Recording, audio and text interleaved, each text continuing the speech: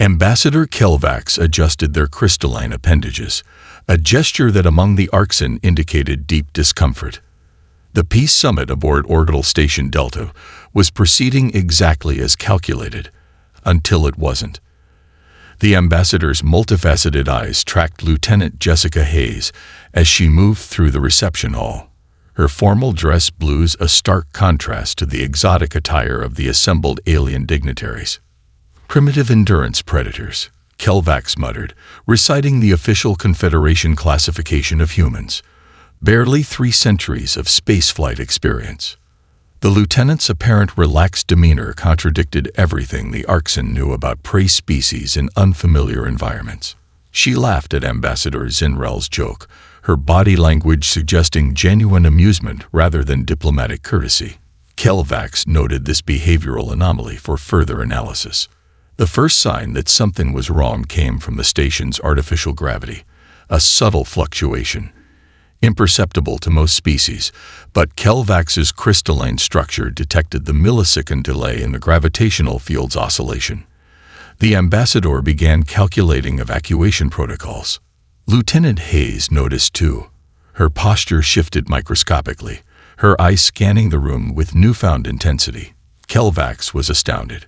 How had a human detected what only the Arxen's specialized sensory organs should have perceived? The answer came 3 seconds later, when the reception hall's main doors exploded inward. 3 Krenix raiders burst through, their combat exoskeletons hissing with hydraulic power. The raiders were notorious throughout the sector, cybernetically enhanced warriors who sold their services to the highest bidder. The assembled diplomats reacted predictably, scattering in panic. The station's security forces were already neutralized. The gravity fluctuation had been the raiders disrupting key systems. Kelvax calculated a 98.7% probability of a successful hostage scenario. Lieutenant Hayes defied those calculations. She moved before the raiders had fully entered the room, her formal uniform apparently concealing more than just her athletic frame. The first raider raised their particle beam rifle only to have it knocked aside by a chair Hayes had grabbed and thrown with startling precision. "Sorry about the furniture," Hayes called out, her voice carrying an emotion Kelvax's translator identified as amusement. "Send the bill to Earth's diplomatic corps." The second raider charged, servo motors whining as they accelerated to speeds that would pulverize human bones on impact. Hayes didn't dodge. Instead, she stepped into the charge, using the raiders' momentum against them. Her elbow found a weak point in the exoskeleton's joint, and the sickening crunch of failing cybernetics filled the air. "You know," Hayes commented, rolling under a plasma burst from the third raider, "we studied your exoskeleton design. Great power distribution, but terrible heat management." She grabbed a pitcher of water from a fallen table and threw it at the raider's legs. The rapid temperature change did exactly what she predicted. The metal contracted, locking the joints. The first raider had recovered, bringing their rifle to bear. Hayes was already moving. She vaulted over a decorative barrier, using it as a springboard to launch herself feet first into the raider's chest. The impact should have broken her legs. Instead, the raider's armor crumpled at the point of impact. "Momentum," Hayes explained to the stunned onlookers as she disabled the final raider with a series of strikes to keyed mechanical junction points. "It's not about how tough your armor is. It's about how you use your enemy's strength against them." The entire fight lasted 28 seconds. Kelvax's cognitive processors struggled to reconcile what they had witnessed. The lieutenant hadn't just won. She had done so while maintaining tactical awareness, protecting the civilians, and even engaging in casual conversation. Most disturbing of all, her vital signs showed elevated but not alarming levels of stress hormones. This hadn't even pushed her to her full combat capacity. As station security finally arrived, Hayes straightened her uniform and approached the ambassador. "My apologies for the disruption," she said, brushing some debris from her sleeve. "I hope this doesn't impact our negotiations." Kelvax's crystalline form vibrated with new understanding. The Confederation had severely miscalculated. Humans weren't just endurance predators.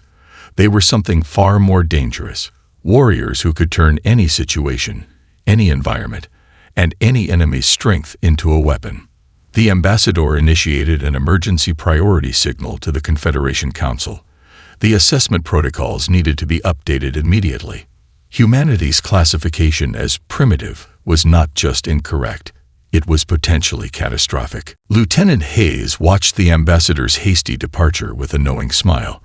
The Confederation was about to learn what Earth had known for millennia. Never underestimate humanity's capacity for combat innovation. Vertix's holographic disguise itched. The Arxan observer had spent 3 weeks maintaining the appearance of a Swedish military attaché, but no amount of advanced technology could make their crystalline form truly comfortable in this humid California air. Standing at the edge of Camp Pendleton's advanced training facility, they watched Captain Michael "Mad Dog" Reynolds prepare his Force Recon unit for another routine exercise. Nothing about humans was routine. Today's scenario, Reynolds announced to his team, is a zero-gravity boarding action against a hostile vessel. Intel spotty, life support's questionable, and backups 2 hours out. He grinned, an expression Vertix had learned to dread. In other words, just another Tuesday. The training chamber was a marvel of engineering. A massive zero-gravity environment that could simulate everything from solar radiation to vacuum breaches. Vertix expected to document standard space warfare protocols. What they witnessed instead defied every combat doctrine in the Confederation database. Reynolds' team moved like predators born to the void. They used their magnetic boots not just for anchoring, but as launching points for impossible maneuvers. One Marine, Private Sarah Cooper, deliberately disabled her maglocks mid-corridor to use the recoil from her rifle to propel herself into a better firing position. "Sir," Vertix ventured, maintaining their Swedish accent, "these tactics seem unnecessarily risky." Reynolds chuckled. "Space combat's already a death sentence if you screw up. Might as well use that to our advantage."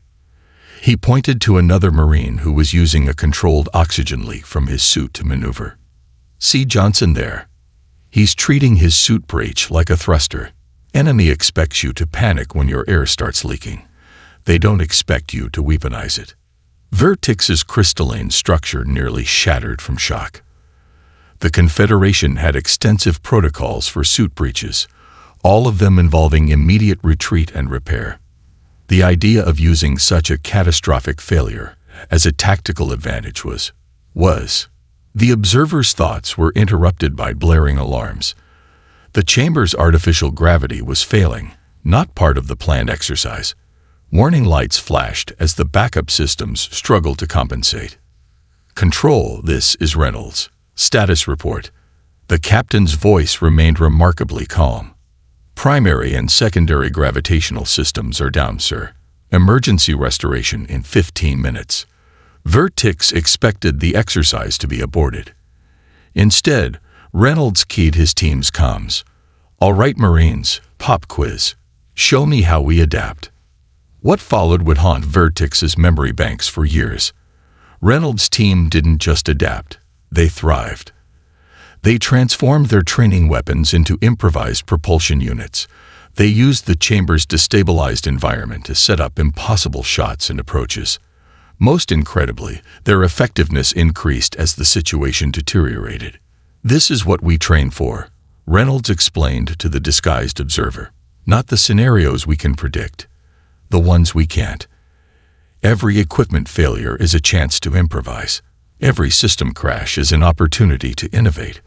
Private Cooper drifted past, using her rifle's recoil to maintain a stable firing position, while simultaneously patching a suit leak. "Hot Dan, Captain. We should lose gravity more often. I've got 3 new tactics I want to try." The exercise concluded with Reynolds' team achieving their objectives despite, or perhaps because of, the system failure. Vertix's report to the Confederation that evening was filled with terms like incomprehensible, irresponsible, and terrifyingly effective. As they prepared to transmit their findings, Reynolds approached their observation post. "You know," he said casually, For a Swedish attaché, you sure move like someone who's never dealt with Earth gravity before. He smiled at Vertix's startled reaction. Don't worry, your secret's safe with me. Just remember what you saw today. Humans don't train to follow protocols. We train to break them, remake them, and turn every situation to our advantage. Vertix abandoned their holographic disguise, their crystalline form catching the setting sun. Why tell me this? Reynolds's smile turned serious. Because sooner or later, the galaxy's going to need soldiers who can do more than follow a combat manual. When that day comes, remember, humanity's greatest weapon isn't our technology or our training. It's our ability to look at the impossible and say, watch this. The Observer added one final note to their report. Exercise caution when classifying human combat capabilities. Their greatest strength appears to be their ability to render such classifications meaningless. Colonel Amanda Stone stood at the command center of Europa Base Epsilon, watching holographic displays track both her team and the alien forces across the moon's icy surface. The diplomatic war games had been going exactly as the Confederation planned, until now. Status report, she commanded, her breath visible in the station's deliberately cold air. Lieutenant Marcus Rodriguez, her tactical officer, highlighted a cluster of red markers. The Corvin elite forces have us pinned down in 3 sectors. Their energy shields are negating our conventional weapons, and their thermal imaging is tracking us through the ice. We've lost 30% of our operational capacity. The observing Confederation officials exchanged satisfied glances. This was the expected outcome when pitting primitive human forces against the galaxy's finest warriors. The Corvin, with their crystalline battle forms and advanced energy weaponry, were undefeated in 17 centuries of combat simulations. Stone smiled. The aliens had missed the most crucial detail about human warfare. Losing was just another path to victory. Send the signal, she ordered. Execute Operation Undertow. Deep beneath Europa's icy surface, charges detonated in precise sequences. Not explosives, thermal devices, carefully planted during the previous week's equipment testing. The ice sheet began to groan. The Corvin commander's transmission crackled through the command center. Colonel Stone, our sensors detect subsurface disturbances. This activity falls outside agreed-upon combat parameters. Parameters. Stone's voice carried genuine amusement. I wasn't aware that war had parameters. The ice cracked. Massive sections of Europa's surface began shifting, releasing jets of subsurface ocean into the vacuum of space. The freezing water crystallized instantly, creating an ever-changing maze of ice formations and frozen geysers. All teams, execute maneuver Frostbreak, Stone commanded. Her soldiers, equipped with modified thermal suits, began using the chaos to their advantage. They surfed the ice flows, used flash-frozen water spouts as cover, and turned the crystallizing spray into impromptu weapons. The Corvin warriors, their energy shields optimized against conventional weapons, found their systems shorting out as flash-frozen water breached their defenses. Their thermal imaging, perfect for tracking heat signatures through ice, became useless in the kaleidoscope of temperature fluctuations. This is impossible, the Corvin commander protested. You've transformed the entire battlefield. That's the point. Stone's voice was steel wrapped in silk. You expected us to fight on your terms, with your rules, against your superior technology. But humans don't fight the battle we're given. We create the battle we want. Rodriguez's tactical display lit up with new information.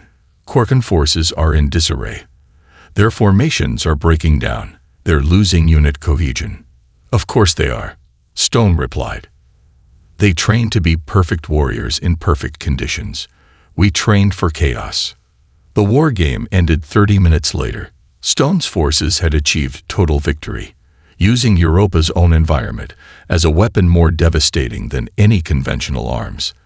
The human casualties were simulated, but the lesson was painfully real.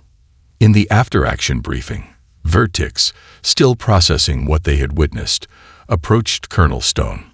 You knew, The observer accused. "You knew the Corvin's weaknesses before the battle began." Stone nodded. Their technology was superior in every way. Their warriors were stronger, faster, better armed. So we changed the rules of engagement. The moment they agreed to war games on Europa, they lost. But the damage to the moon's surface will repair itself within days. Europa's subsurface ocean is constantly reforming its ice shell. We didn't just study our battlefield, observer. We made it our ally. Vertix's crystalline form vibrated with new understanding. You turned our test into your advantage. That's what humans do. Stone's eyes held the same intensity they'd shown during the battle. You wanted to evaluate our combat effectiveness. Remember this. We don't overcome obstacles. We turn them into weapons. We don't adapt to the battlefield. We make the battlefield adapt to us. As the observer departed to file their report, they added a critical warning. Exercise extreme caution when engaging human forces on any terrain. They have demonstrated the ability and willingness to alter entire celestial bodies to achieve tactical superiority. Previous combat doctrines regarding human limitations must be discarded. They do not recognize limitations. They see only opportunities. Vertix's infiltration of the Nevada Combat Psychology Research Center had gone perfectly, too perfectly. Dr. James Walker had welcomed the disguised observer into his lab without hesitation, as if he'd been expecting them. "You're here to understand why we're different," Walker said, not looking up from his holographic displays. "Why humans don't break under pressure like other species. Why we get stronger when we should get weaker." The observer's crystalline structure vibrated with surprise. "How did you know?" Walker finally turned, his eyes sharp with intelligence. "Because you're the third alien observer this month. The others were better at maintaining their disguises, though. Your crystalline refraction patterns are showing through your hologram." Caught. Vertix dropped their disguise. "If you knew, why allow me access?" "Because I want you to understand." Walker gestured to the displays surrounding them. "These are brain scans from Lieutenant Hayes during the Peace Summit incident. Notice the amygdala activation, the cortisol spikes, the adrenaline surge." Vertix analyzed the data. These readings suggest extreme stress response. By all known combat doctrines, this should have degraded her performance. Walker smiled. "That's where everyone gets it wrong. Watch what happens next." The neural patterns shifted. Stress hormones increased, but instead of causing system breakdown, they enhanced neural connectivity. Pain receptors dulled. Muscle response time quickened. Decision-making pathways streamlined. "Impossible," Vertix whispered. "These are combat enhancement patterns. What you call a defect, we call evolution." Walker brought up new displays. Hundreds of combat scenarios, each showing similar patterns. Humans don't just resist stress. We weaponize it. Fear sharpens our senses. Pain focuses our minds. Anger. That's just our body's way of accessing emergency reserves of strength. The observer watched in fascination as Walker displayed more data. Captain Reynolds' training exercises, Colonel Stone's Europa strategy, each showing similar neural patterns. But the most interesting part, Walker continued, "This isn't new. We've been this way since we were hunting mammoths with sharpened sticks. Every primitive survival trait you've identified in us is actually part of the most sophisticated combat enhancement system in known space." He pulled up one final display, a comparative analysis of alien combat responses. See, other species evolved to avoid danger. Their stress responses tell them to flee, to seek safety. But humans? We evolved to run toward the threat. Our entire neural architecture is designed to function better under pressure. Vertix processed this information. The Confederation believed human emotional responses were a weakness to be exploited. And that's exactly why it'll never truly understand us until you accept a fundamental truth. Walker's voice carried the weight of millennia of human combat experience. Our emotions aren't separate from our combat effectiveness. They're the source of it. The doctor led Vertix to a sealed chamber. Inside, a Marine was running combat simulations. Her vital signs showed severe stress, yet her performance metrics were off the charts. Private Michelle Rodriguez, Walker explained, "Watch what happens when we increase the scenario difficulty." As the simulation intensified, Rodriguez's stress levels spiked, and her performance improved proportionally. She moved faster, thought clearer, fought harder. This is why humanity survived ice ages, predators, and our own destructive nature, Walker said softly. Not because we're stronger or faster, but because we're built to become better under pressure. Every crisis makes us more dangerous. Every challenge makes us more innovative. Vertix's report that evening was the shortest they'd ever filed. Human combat psychology cannot be quantified by conventional metrics. Their stress response system is not a flaw. It is the most advanced biological combat enhancement protocol ever encountered. Previous strategies aimed at inducing fear or pain in human combatants must be immediately discontinued, as such tactics will only increase their combat effectiveness. As the observer prepared to leave, Walker stopped them. "One more thing. Everything I showed you today, that was just baseline human performance. Want to see what happens when we really push our limits?" Vertix, remembering the neural scans, the combat data, and Private Rodriguez's performance, did something no Arcsan had ever done before. They shuddered. The classified records of the Mars Rebellion sat heavily in Vertix's data crystal. They had expected tactical reports, combat footage, and casualty statistics. Instead, they found something far more disturbing. Psychological warfare logs from Lieutenant William "Ghost" Harrison's 3-person infiltration team.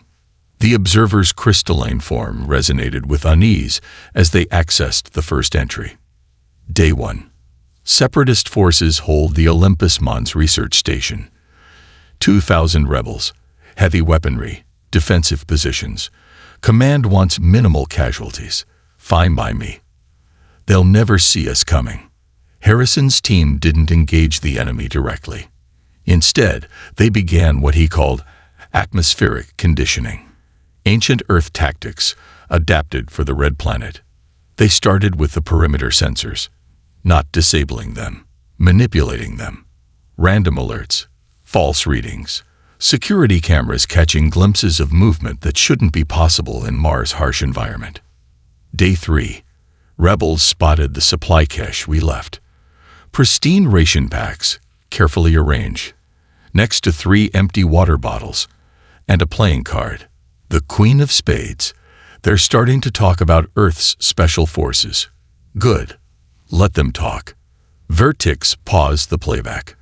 The Queen of Spades, a reference to Vietnam War psychological operations. Harrison wasn't just fighting a rebellion. He was weaponizing Earth's military reputation. Day 5. They doubled their patrols. Tripled power consumption on security systems. Nobody slept properly in 48 hours. They're jumping at shadows now. Perfect. The tactics escalated. Harrison's team used the station's own ventilation system to carry sounds through the corridors. Boots on metal grating, whispered conversations, the racking of weapons, all carefully timed, all impossibly distant from any actual intrusion points. Day 7. Found their communications hub. Left them a gift. Decrypted transmissions from their own security feeds. Footage of their patrol patterns, guard rotations, every defensive weakness we've observed. No threats. No demands. Just proof that we could have struck at any time. The psychological impact was devastating. The rebels' combat effectiveness plummeted. Paranoia bred distrust. Distrust led to infighting. Infighting led to mistakes. Day 8. They're breaking. 3 firefights between their own units last night. They're seeing infiltrators everywhere now. Reality's becoming optional. Time for the endgame. Harrison's final move was brutally elegant. His team hacked the station's atmospheric processors, creating minute pressure fluctuations. Nothing dangerous, just enough to induce mild hypoxia. The rebels, already stressed and sleep-deprived, began experiencing subtle hallucinations. Day 9. Mission accomplished. Rebel Command surrendered this morning. Total casualties, 0. They say scissors beat paper, rock beats scissors. But ghost stories beat everything. Vertix found Harrison at a quiet bar in Armstrong City, Mars' capital. The lieutenant didn't seem surprised by the observer's arrival. Figured you'd show up eventually, Harrison said, nursing a drink. Here to ask about our primitive psychological warfare. How did you know it would work? Vertix asked. The Confederation's tactical analysis suggested the rebels would resist conventional fear tactics. Harrison's laugh was hollow. That's because you think of fear as a weapon. It's not. Fear is a story we tell ourselves. Humans, we've been telling scary stories since we first gathered around campfires. We understand fear on a level your species never will. But the casualties were exactly 0, like I promised Command. Harrison's eyes hardened. You think we used psychological warfare because we couldn't win a direct fight? No, we did it because we could win without one. That's what makes humans different. We don't just understand violence. We understand the threat of violence. Sometimes, the scariest monster is the one you never see. Vertix added a final note to their report that evening. Human psychological warfare capabilities exceed all known parameters. They have mastered the art of weaponizing their own reputation, using fear itself as a force multiplier. Most concerning, they appear to prefer victory without combat, suggesting that all previous encounters with human military forces may have been exercises in restraint. As the observer prepared to transmit their findings, a playing card appeared on their desk. The Queen of Spades. They never found out how Harrison had planted it. The first attacks hit New Eden Colony at dawn. The Purity Coalition, a radical alien faction determined to contain humanity's growing influence, expected an easy victory. Their intelligence suggested minimal defenses, outdated weaponry, and no military presence. They couldn't have been more wrong. Major Sarah Valkyrie Thompson watched from her command center as the coalition ships breached atmosphere. Her lips curved into a predatory smile. They took the bait. She transmitted to her scattered forces. Operation Sleeping Dragon is go. Show them why you don't poke a paranoid species. The coalition's first wave targeted what appeared to be the colony's primary defense grid. Their energy weapons carved through the installations with devastating precision. Commander Zelvax of the coalition forces allowed himself a moment of satisfaction. That satisfaction evaporated when the destroyed defense towers released clouds of engineered particles, specifically designed to interfere with coalition scanning technology. Impossible, Zelvax hissed. Our intelligence indicated no knowledge of our sensor specifications. Funny thing about humans, Thompson's voice cut through their command channel. We've been preparing for alien invasions since before we had electricity. Paranoia. We call it practice. The real defense grid activated. Not the obvious installations the coalition had targeted, but weapons platforms disguised as agricultural equipment, mining machinery, and atmospheric processors. Each one had been built to counter specific alien technological advantages. See, we studied every alien species we met, Thompson continued, as her forces emerged from hidden bunkers and concealed positions. Not just their strengths, their fundamental assumptions about warfare. You assumed our visible defenses were our only defenses. Amateur mistake. Coalition ground forces deployed, only to find the terrain itself working against them.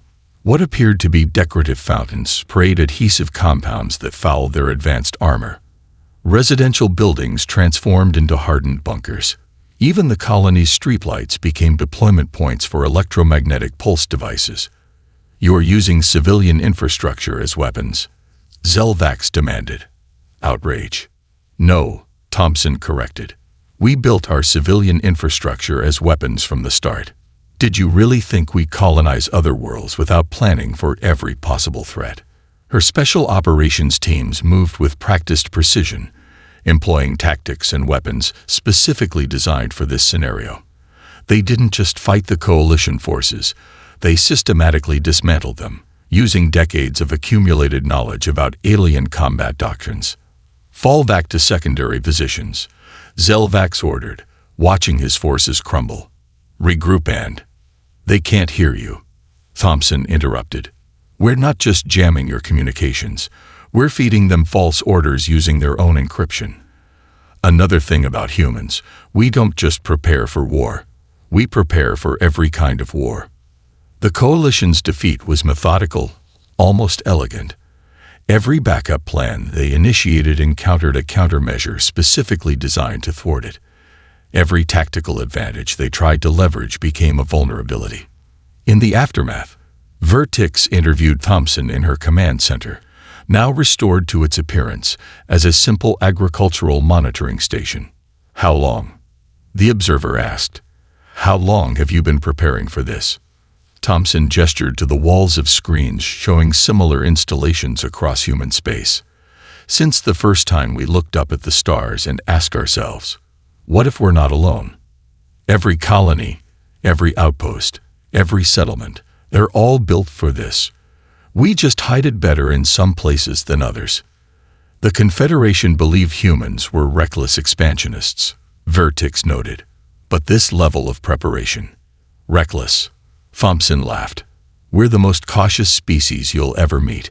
We just express it differently. You see a peaceful colony, but we built a fortress. You see civilians, but every one of them has combat training. You see paranoia, but we see survival."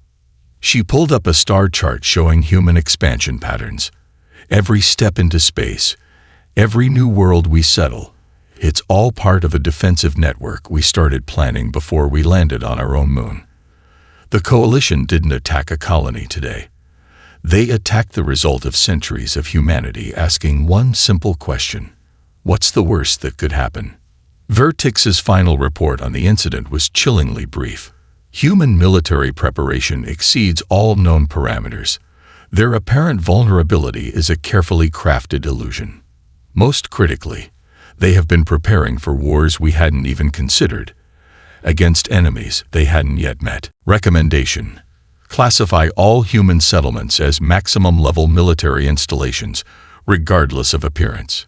The Confederation Council chamber fell silent as Vertix projected their final evidence, live footage from Earth's newly established Interspecies Combat Academy.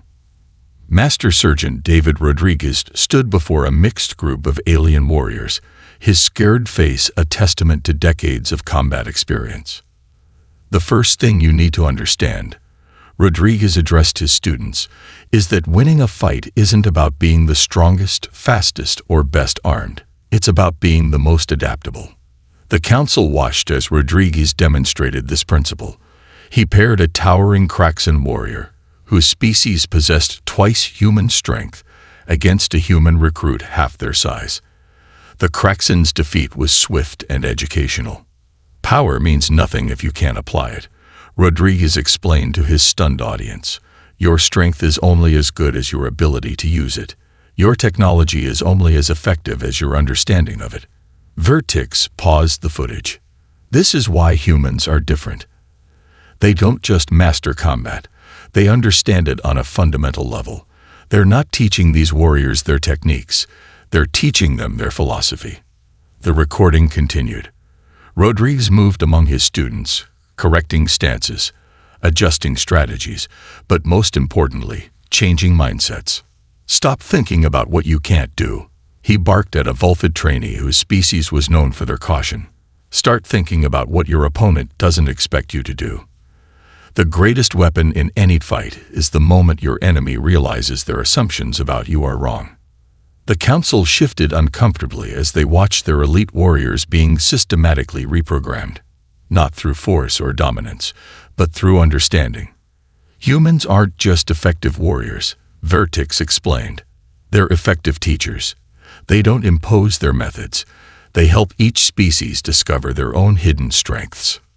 New footage showed Rodriguez's trainees applying human principles with their own natural abilities, a crystalline Arcsin using their rigid structure to channel kinetic energy in ways their species had never considered, a Vulfid turning their natural caution into an asset for strategic planning. But the most remarkable aspect, Vertix continued, is their willingness to share this knowledge. Despite our concerns about human aggression, they're actively working to make other species better warriors. The footage shifted to a private conversation with Rodriguez after a training session. "Why teach us?" a Craxan student asked. "Why make potential enemies stronger?" Rodriguez's answer made several council members flinch. "Because a galaxy full of strong warriors is safer than a galaxy full of weak ones. We're not training you to fight us. We're training you to fight beside us." Vertix addressed the council directly. The Purity Coalition's attack proved something crucial. Humans don't just prepare for war. They prepare for peace. Every tactic, every strategy, every lesson they teach is focused on protection, not domination. The Observer displayed their final piece of evidence: combat effectiveness ratings of Rodriguez's graduates. Every trainee showed improvement far beyond standard parameters, but in uniquely species-appropriate ways. This is perhaps the most telling aspect of human combat philosophy, Vertix concluded. They don't seek to make other species more human. They seek to make them more effective versions of themselves. The council chambers erupted in discussion. Vertix waited patiently until the High Counselor called for order. "Your recommendation?" the High Counselor asked. "Immediate reclassification of human combat status," Vertix replied. "Not as a threat to be contained, but as an asset to be embraced. Their true value isn't in their capacity for violence, but in their ability to transform other species' weaknesses into strengths." Back at the academy, Rodriguez watched his trainees spar with growing confidence. A human observer asked him the same question the council had pondered: "Why share our advantages?" Rodriguez's scared face broke into a grin. "Because the best way to win a fight is to make sure your potential enemies become your allies first." Besides, he added, watching a Vulfid successfully execute a modified human combat maneuver, the galaxy's a dangerous place. Better to have warriors at your side than followers at your feet. Vertix's final note to the council was simple but profound. In teaching others to fight, humans reveal their greatest strength: the ability to turn adversaries into allies, and allies into family. Captain Michael Reynolds stood on the bridge of the U.S. Peacekeeper, Earth's first joint species combat vessel. Around him, a crew assembled from 12 different species worked with practiced efficiency. At Tactical, Lieutenant Jessica Hayes coordinated with a Craxan weapons officer. In engineering, Master Sergeant Rodriguez supervised a mixed team of human and alien technicians. "Distress signal confirmed," Hayes reported. "Civilian transport under attack. Pirates using Blackwing-class vessels." Her voice carried an edge of anticipation. "They're not expecting us." "They never do," Reynolds replied, allowing himself a small smile. "All stations, Combat Protocol, Echo 7. Show them why you don't prey on the defenseless in our space." The Peacekeeper's response demonstrated everything the Confederation had learned about human warfare. The ship didn't just attack, it controlled the battlefield from the moment it arrived. Hayes' tactical analysis identified the pirates' weaknesses before they realized they were being scanned. Rodriguez's engineering team modified their shields to counter the pirates' weapons, while simultaneously protecting the civilian vessel. Every crew member, regardless of species, operated with human-inspired adaptability and alien-enhanced precision. Enemy vessels attempting to flee, the Craxan tactical officer announced. "Their engines air." "Irrelevant," Hayes interrupted. "Their exit vectors were calculated before we arrived. Countermeasures already deployed." Sure enough, the pirates found their escape routes blocked by a field of sensor-masked drones, deployed by the Peacekeeper during its approach. It was classic human strategy, preparing for the enemy's retreat before engaging in combat. The pirate leader's transmission crackled through the bridge. "This is protected space. You have no authority." "Protected by whom?" Reynolds asked mildly. The same criminal syndicates we've been systematically dismantling. Or perhaps you're referring to the corrupt officials we've been helping local governments identify. He gestured to his mixed-species crew. Look around. The galaxy is changing. The days of preying on the weak are over. You're not dealing with just humans anymore. You're facing the combined strength of 12 species who've learned to fight smarter, not harder. The pirates' surrender was quick and professional. They'd heard stories about joint human-alien crews, about how they combined human unpredictability with alien strengths, about how no pirate vessel had successfully escaped such an encounter. Vertix observed all this from their position on the bridge, preparing their final report to the Confederation Council. The observer had requested this posting specifically to witness the culmination of everything they'd studied about human combat capability. After the civilian transport was secured and the pirates were detained, Vertix approached Reynolds. "You could have destroyed them," the observer noted. "Your weapons had clear shots." Reynolds nodded. "We could have. Just like we could have kept our combat doctrines to ourselves, or maintained military superiority through force alone. But that's not the point." He gestured to his crew. "Look at Hayes. 3 years ago, she was taking down Krennic's raiders single-handedly. Now she's teaching alien tactical officers to think outside their comfort zones. Rodriguez went from fighting the Purity Coalition to helping former enemies maximize their natural abilities." "You're not just sharing knowledge," Vertix realized. "You're creating something new." "Exactly. Every species has its strengths. The Kraxen's raw power, the Volfid's caution, your people's analytical precision, combined with human adaptability and innovation. We're not just stronger together, we're better." Vertix's final report to the Council was the shortest yet. The question is no longer whether humans are the galaxy's most lethal warriors. They are. But their true victory lies not in their combat capability, but in their choice to use that capability to protect rather than dominate. They have transformed potential adversaries into allies, combat doctrine into shared wisdom, and individual strengths into collective power. Recommendation: full support for the Joint Species Peacekeeping Initiative. The humans have taught us that the strongest warrior is the one who makes their allies stronger. As the Peacekeeper set course for its next patrol, Reynolds watched his diverse crew working together seamlessly. "You know what makes humans the deadliest warriors in space?" he asked Vertix. "We figured out that the best way to win a fight is to make sure it never happens. And the best way to do that is to have friends worth fighting beside."